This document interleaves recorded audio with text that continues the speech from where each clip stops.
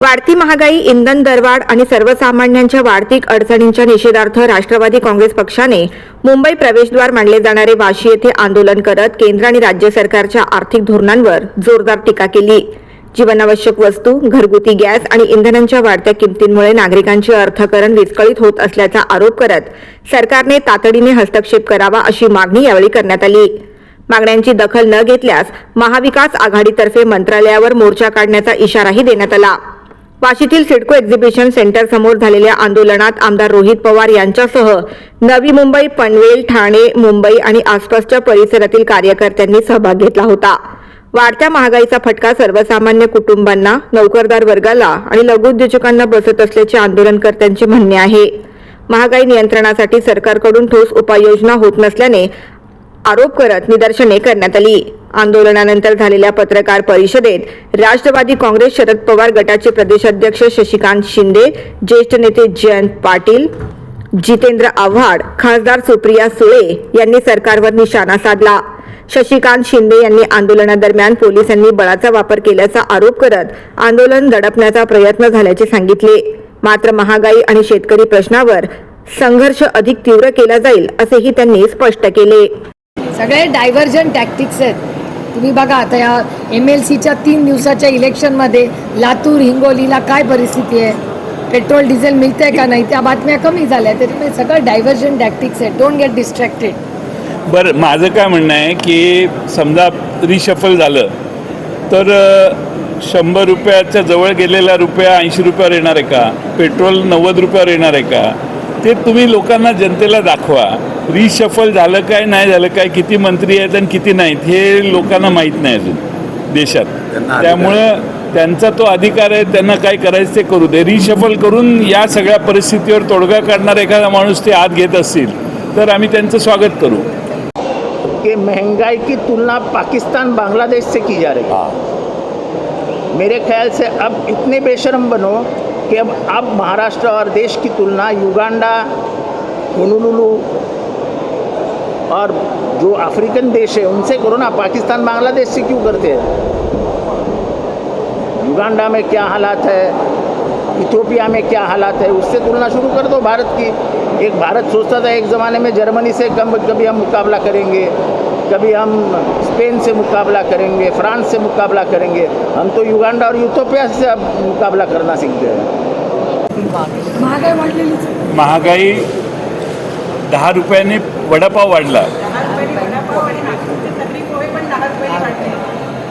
मला मुंबईच्या वडापावाची फिकीर नाही, कारण मुंबईतल्या जनतेला ते सोसावंच लागतं। पण नागपूरच्या जनतेला पोहे वाढले हे जरा गंभीर प्रकरण आहे आणि नागपूरचे पोहे वाढले याचा तर किमान आम्हाला निषेध व्यक्त करू द्या।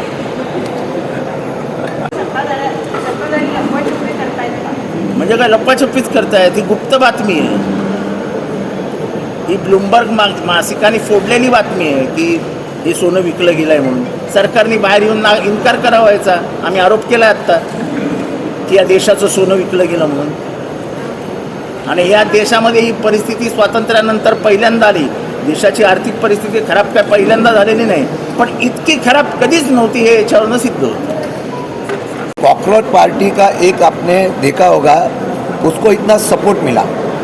एक बोलते हैं ना, एक रीज़न है आज माध्यम और युवा वर्ग में जो उनके खिलाफ, सरकार के खिलाफ जो विद्रोह है, जो गुस्सा है, वो बाहर आ गया।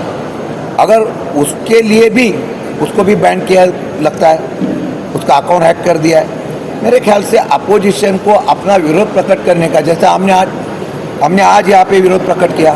हम चाहते थे कि थोड़ा सा रास्ता रोको होता था और पुलिस डिपार्टमेंट हमको सहयोग करती थी, तो पुलिस डिपार्टमेंट ने पहले से नोटिस मारना शुरू कर दिया था। हमारे कार्यकर्ता को बोले कि कुछ करना नहीं चाहिए। अगर लोगों का ध्यान बटाने के लिए और उनका जो कहना है वो बताने के लिए सरकार के खिलाफ कोई आंदोलन करता है, उसके लिए भी अगर दबाव तंत्र होता है तो मेरे ख्याल से ये हुकुमशाही की राजवट है। ये बहुत ही शर्मनाक बात है कि महंगाई की तुलना पाकिस्तान, बांग्लादेश से की जा रही है। मेरे ख्याल से अब इतने बेशर्म बनो कि अब महाराष्ट्र और देश की तुलना युगांडा, होनोलुलु और जो अफ्रीकन देश है उनसे करो ना, पाकिस्तान बांग्लादेश से क्यों करते हैं? युगांडा में क्या हालात है, इथियोपिया में क्या हालात है, उससे तुलना शुरू कर दो भारत की। एक भारत सोचता था एक ज़माने में जर्मनी से कभी हम मुकाबला करेंगे, कभी हम स्पेन से मुकाबला करेंगे, फ्रांस से मुकाबला करेंगे। हम तो युगांडा और इथियोपिया से अब मुकाबला करना सीख गए। उमेदवारांना मी विचारलं निवडणुकीला का आपण उभं राहत नाही, तर एवढे पैसे आमच्याकडे नाही. हल्ली 50 आणि 100 कोटीच्या खाली निवडणूक होत नाही असं आम्ही म्हणत नाही. त्या ठिकाणी बरेच लोक म्हणतात. आत्ताची 10 ते 15 लाखाचा भाव निघाला आहे अशा प्रकारची चर्चा आहे. निवडणूक आयोगाने एका बाजूला नियम केलेला आहे की कुठेही रिसॉर्टमध्ये किंवा मतदाराला आमिष दाखवू नये, त्याचबरोबर बाहेर कुठे नेऊ नये अशा प्रकारचं सांगलेलं असतानासुद्धा भाजपच्या काही लोकांना कुठल्या कुठल्या थंड हवेच्या ठिकाणी घेऊन गेले याचे पुरावेसुद्धा आमच्याकडे आहे. निवडणूक आयोग मग याच्यावर कारवाई करणार आहे का नाही, का फक्त निवडणूक आयोग फक्त या असलेल्या संदर्भामध्ये आम्ही कारवाई करतो अशा प्रकारचं नाटक करते का अशी शंका येते. नाही, महाविकास आघाडीच्या वतीने उमेदवार देण्याच्या बाबतीमधला निर्णय झाला होता.